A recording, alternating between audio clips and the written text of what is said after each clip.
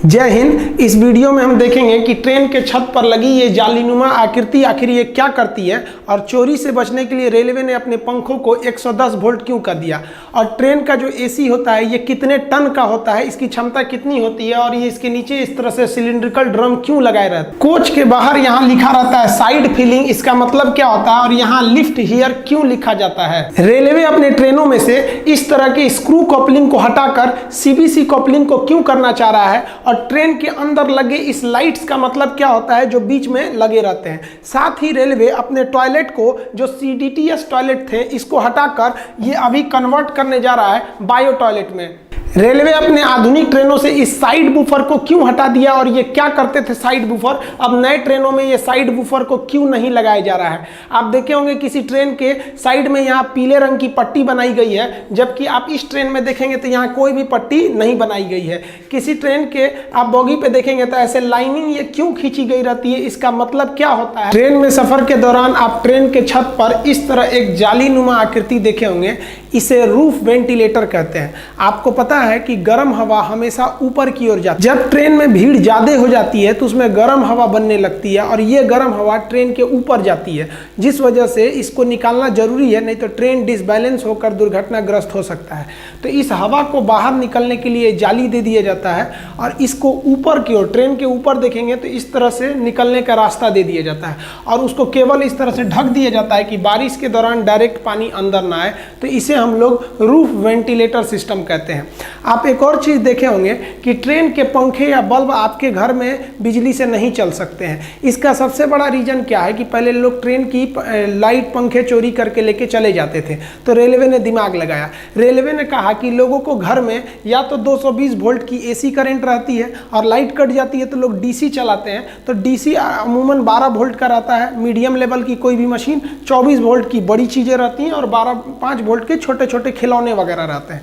यानी रेलवे समझ गई कि एसी अगर घर में चाहिए तो 220 वोल्ट, और डीसी चाहिए तो 24 या 12 चाहिए। तो रेलवे ने दिमाग लगाया। रेलवे ने अपने पंखे तथा बत्ती को 110 वोल्ट डीसी दे दिया। अब किसी के घर में 110 वोल्ट डीसी रहता ही नहीं है। अब क्या करिएगा ले जाके ये, तो ये आपके लिए एकदम बेकार हो गया। इससे रेलवे की सामानों की चोरी रुक गई। ये 110 वोल्ट डीसी कहाँ से आता है, तो ट्रेन के नीचे लगे इस बैटरी बॉक्स से आता है। आप ट्रेन के नीचे देखे होंगे इस तरह से एक बैटरी बॉक्स लगी रहती है, इसी बैटरी बॉक्स से आता है। और आप गौर किए होंगे कि ट्रेन के जितने चार्जर वगैरह होते हैं ना ससुरे आधे से ज़्यादा तो जले हुए रहते हैं। ऐसा क्यों होता है आपको पता है।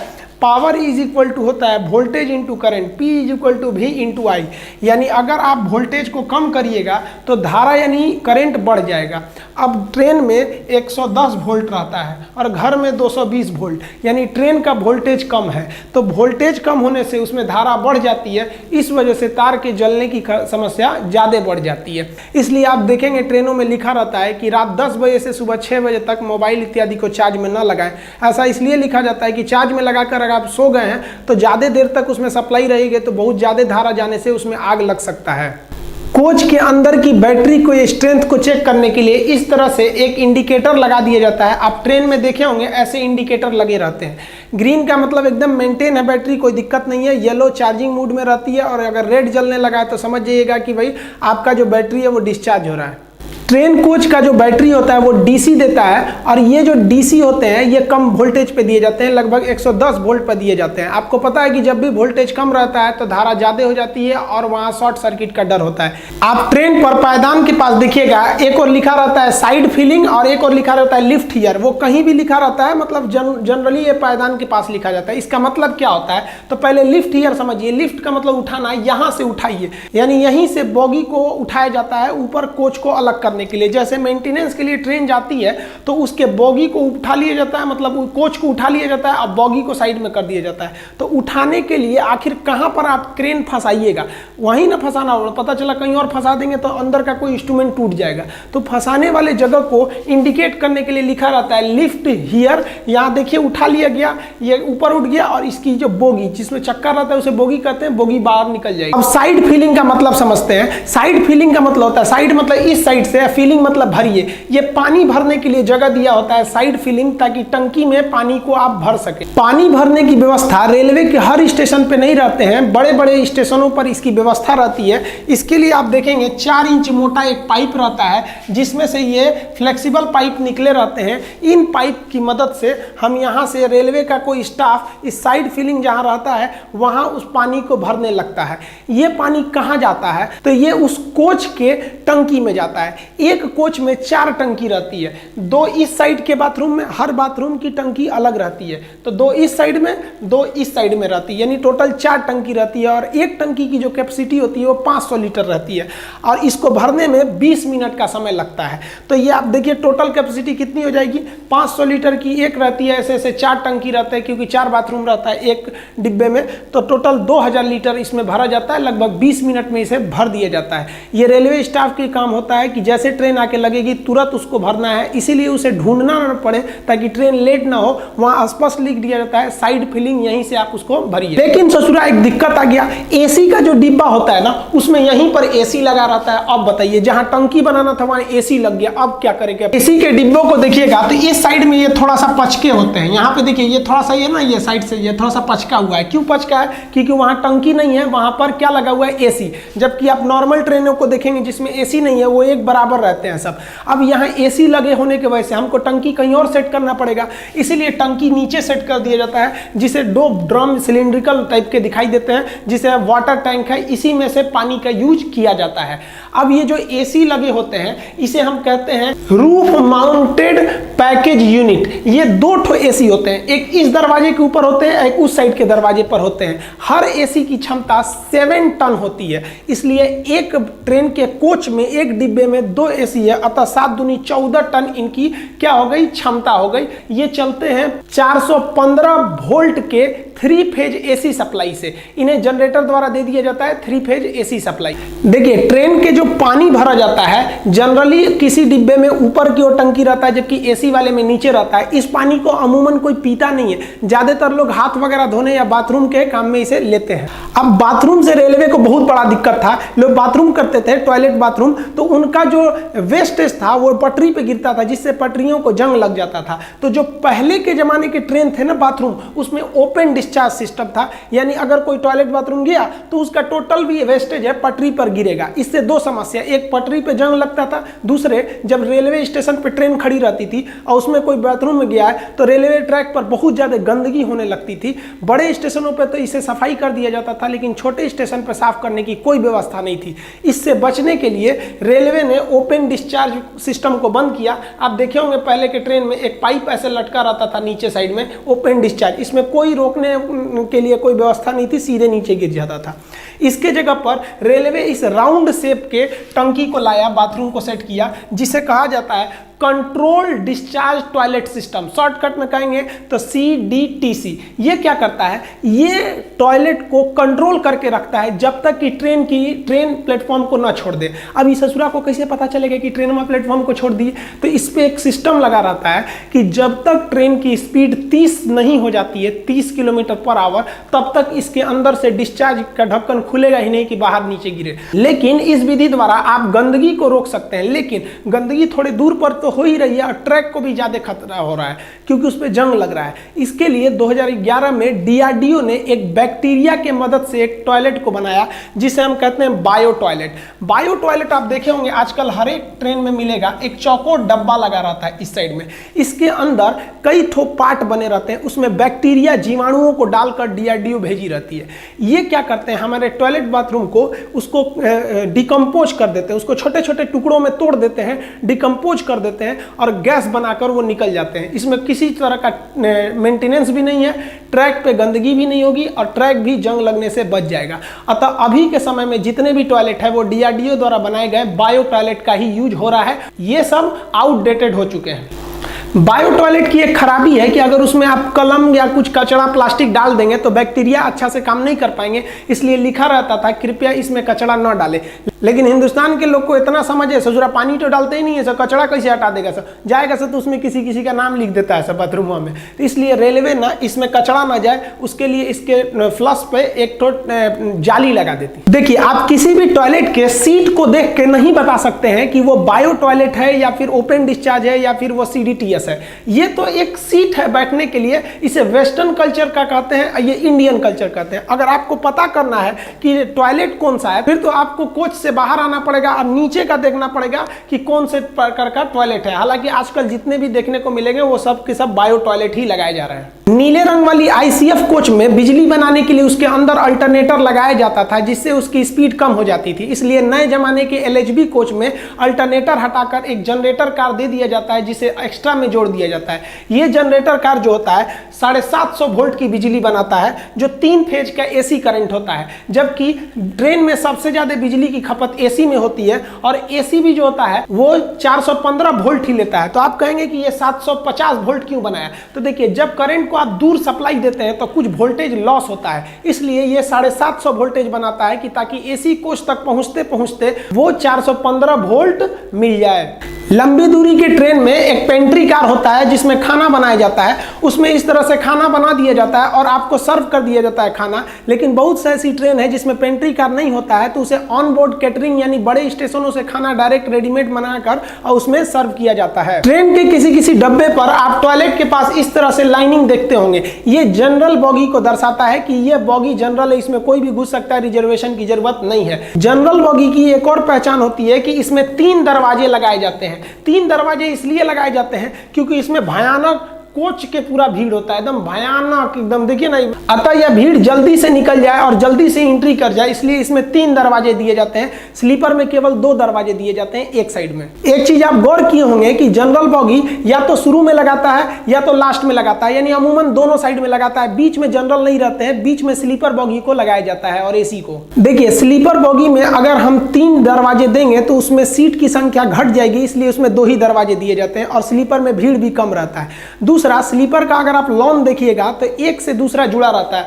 आप यहां देखिए एक लंबी गैलरी दिखेगी, आप गैलरी देखिए, आप इधर इसको क्या लिए ध्यान से देख रहे हैं आप लोग, इधर मत देखिए, ये लंबी गैलरी देखिए। तो ये पूरा बॉगी एक से दूसरे से जुड़ा रहता है, पूरा डिब्बा एक से दूसरे में। आप देखिए इसको जोड़ने के लिए यहाँ कनेक्ट करने के लिए एक दरवाजे दिए रहते हैं। आप ये काले रंग का पाइप देखे होंगे, इस तरह से किसी किसी ट्रेन में रहता है। तो ये इस बॉगी से आप उस बॉगी में जा सकते हैं। यहाँ नीचे एक पैरदान बना दिया जाता है ताकि आप वहां से जा सकते हैं। आप देखेंगे स्लीपर का पूरा डिब्बा आपस में कनेक्ट रहता है और आप इस बीच के कनेक्टर के द्वारा इस डिब्बे से इस डिब्बे में आप आराम से आ सकते हैं, जबकि जनरल डिब्बा आपस में नहीं कनेक्ट रहता है। इसीलिए जनरल डिब्बे को शुरू में दे देते हैं और लास्ट में दे देते हैं और बीच में इसे नहीं देते हैं क्योंकि बीच में देने के बाद कनेक्शन कट जाएगा।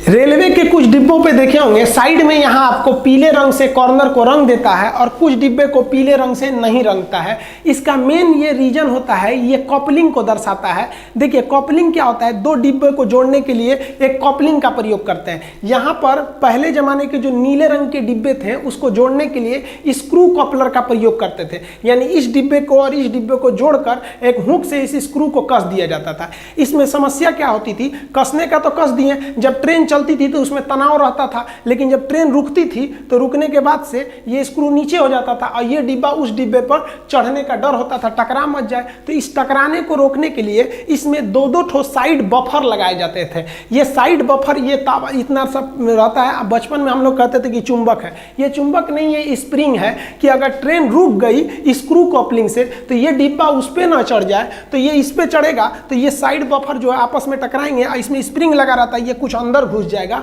और फिर ये उसको ढकेल देगा। इस तरह से ये एक दुर्घटना को रोक सकती थी, लेकिन इसमें झटके ज्यादा लगते हैं। दूसरा एक और डीमेरिट है कि इसमें आपको लोहे की बर्बादी है। 2-2 तो साइड बफर जोड़ रहे हैं इतना हैवी, फिर इस डिब्बे को जोड़ने के लिए स्क्रू कॉपलिंग का प्रयोग कर रहे हैं। तो इतना क्यों किया जाए, तो रेलवे ने दिमाग लगाया, उसने ये बिना पीला पट्टी वाले के जगह पे एक पीला पट्टी वाला लाया और उसको उसने बदल दिया सेंटर बफर कॉपलर में। नए जमाने के जितने भी LHB कोचेज हैं, इसमें आप कहीं पे भी देखिए यहाँ साइड बफर नहीं मिलेगा आपको, बल्कि इसका जो कपलिंग होता है LHB का वो होता है सेंटर बफर कपलिंग, यानी इसके बीच में ही जो बफर यानी स्प्रिंग लगाना होता है उसी के मुंह पर एक क्या कर देते हैं कपलिंग भी जोड़ देते हैं, यानी वही डिब्बे को जोड़े रहता है और वही स्प्रिंग का भी काम करता है। आप देखिए इसी को हम लोग कहते हैं सेंटर बफर। देखिए ये शुरुआत का हिस्सा किसका काम कर दिया, ये बफर का काम कर दिया यहाँ पर, यानी स्प्रिंग सॉकर का काम कर दिया, झटका नहीं देगा। और बीच में ये वाला मोटा सा हिस्सा ये किसका काम कर दिया, कपलिंग का। तो ये शुरुआती भाग इसका कपलिंग का है और पीछे का भाग बफर का है, तो इसे हम कहते हैं CBC यानी सेंटर बफर कपलर। इसमें क्या होता है, ये ज़्यादा अच्छा माना जाता है। इससे एक्सीडेंट होने के बाद ट्रेन को इधर उधर छटकने का मतलब डिब्बा को बिखरने का डर नहीं रहता है, एक ही जगह रहता है और ये ज़्यादा झटके को एब्जॉर्ब कर लेता है। तो जिस डिब्बे में सेंटर कपलिंग यानी CBC होता है उसका कोना पीले रंग से रंग दिया जाता है और जिसमें नहीं रहता है उसको नहीं रंगा जाता है। तो ये जो सेंट्रल कपलिंग था यानी CBC, तो जितने भी LHB कोच आए थे नए ज़माने के उसमें ये ऑलरेडी इनबिल्ट था, लेकिन जो पुराने ज़माने के ICF कोच थे उसमें आज भी साइड बफर का यूज होता है। तो रेलवे इन साइड बफर को हटा रही है। तो जैसे इसमें देखिए इसका साइड बफर को काट दिया गया है, तो इसको देखा गया रेलवे द्वारा कि इस डिब्बे की अभी आयु है, इसका एज है, बस इसमें प्रॉब्लम है इस साइड बफर और स्क्रू कपलिंग से। तो इसके स्क्रू कपलिंग को हटा दिया गया और साइड बफर को हटा दिया गया और इसमें CBC यानी सेंटर कपलिंग को जोड़ दिया गया। इसकी पहचान आराम से कर ली जाए इसलिए इसके साइड में आप दिखेगा पीले रंग का पेंट कर दिया गया है ताकि इसकी पहचान हो सके। आप इस ICF कोच को देखिए, इसमें किसी भी तरह का यहाँ साइड में पीले रंग का कोई निशान नहीं है, अतः इसमें अभी भी आपको साइड बफर दिखाई देगा। इसमें साइड बफर है और ये स्क्रू कपलिंग का प्रयोग कर रहा है। और LHB की तो बातें नहीं करिए, इसमें तो CBC देता ही है। आप ट्रेन के डब्बे पर कुछ नंबर लिखे देखे होंगे, इसे हम कोच नंबर कहते हैं। ये 5 डिजिट यानी 5 अक्षर का होता है। शुरुआत के जो 2 डिजिट होते हैं ये इस साल को दर्शाते हैं कि किस साल में ये कोच बना हुआ है, और लास्ट के जो 3 डिजिट होते हैं वो टाइप को दर्शाते हैं किस टाइप का ये कोच है। जैसे इसके शुरू में लिखा है 04 यानी ये 2004 का बना हुआ है, लास्ट में पढ़िए 052 ये AC कोच को दर्शाता है। देखिए AC कोच 1 नंबर का डिब्बा माना जाता है, तो 1 से लेकर 200 तक का नंबर ये AC कोच को दर्शाते हैं, 1 से लेकर 200 तक का। तो आप बताइए 52 किस में आएगा, 1 से लेकर 200 के बीच में, यानी ये AC डिब्बा है। और शुरुआत का 2 अक्षर 04 ये बता रहा है कि 2004 का बना हुआ है। अब AC के बाद सेकंड नंबर आता है किसका, स्लीपर का।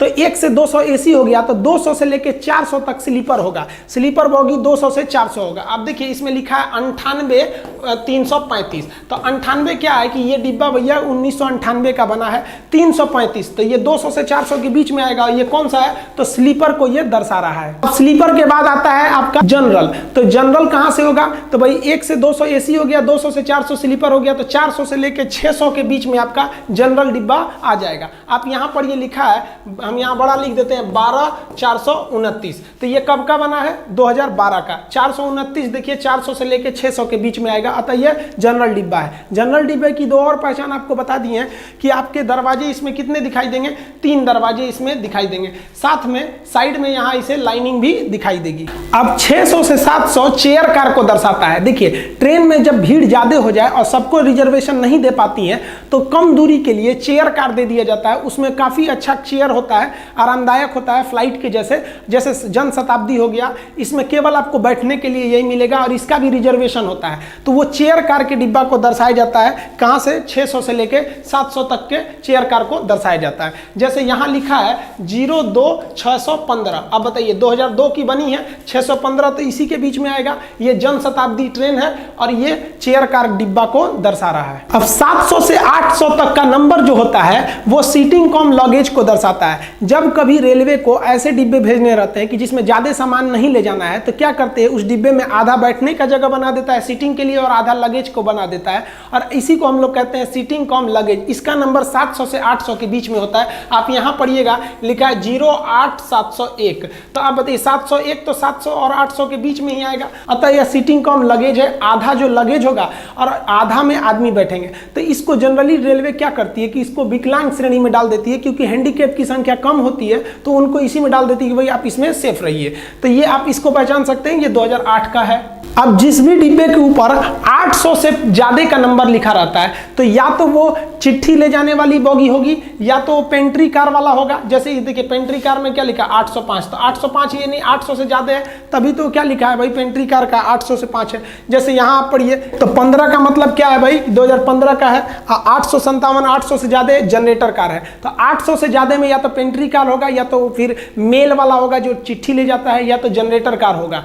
आप यहाँ एक चीज देखेंगे, यहाँ सी लिखा हुआ है। सी किस चीज को दर्शा रहा है कि कॉपलिंग को दर्शा रहा है कि ये सीबीसी कॉपलिंग है और इसमें साइड बफर नहीं लगा है। अब ट्रेन के लास्ट में एक क्रॉस बना रहता है जो ये बताता है कि पूरी ट्रेन जा चुकी है, यही लास्ट डिब्बा था। और यहाँ लास्ट में आपको एलवी लिखा रहता है। एलवी का मतलब होता है लास्ट व्हीकल, यानी आखिरी डिब्बा अब निकल गया है, टेंशन फ्री, ट्रेन कहीं से टूटी नहीं है बीच से, आप टेंशन फ्री रहिएगा। इसके अलावा आप देखेंगे यहाँ एक लाइट लगा रहता है जो कंटिन्यू नहीं जलता है बल्कि ब्लिंक करते रहता है, साइड में भी लगा दिया रहता है। ये इसलिए बताता है कि अगर बीच में कहीं ट्रेन में कोई फॉल्ट आ जाता है, ट्रेन रुकती है, तो पीछे से अगर कोई सेम ट्रैक पे ट्रेन आ रही है तो उसे वो लाइट दिख सके। अब ये लाइट को एनर्जी कहाँ से मिलती है तो बैटरी से मिलती है। आप ट्रेन में सफर करते समय इस तरह से सीफा या डब्ल्यू या WL साइन देखे होंगे, या संटिंग साइन, सिग्नल साइन, इस सब का मतलब क्या होता है। और आप एक चीज और देखे होंगे कि कभी कभी सिग्नल ग्रीन रहता है फिर भी सबसे ट्रेन में बड़ी धीरे धीरे ले जाता है। ये कॉशन इंडिकेटर क्या होते हैं सब, तो ये सब साइन का मतलब क्या होता है, इस सब में भी अंतर हम किसी और वीडियो में समझा देंगे। मिलते हैं हम लोग अगले वीडियो में, तब तक के लिए जय हिंद।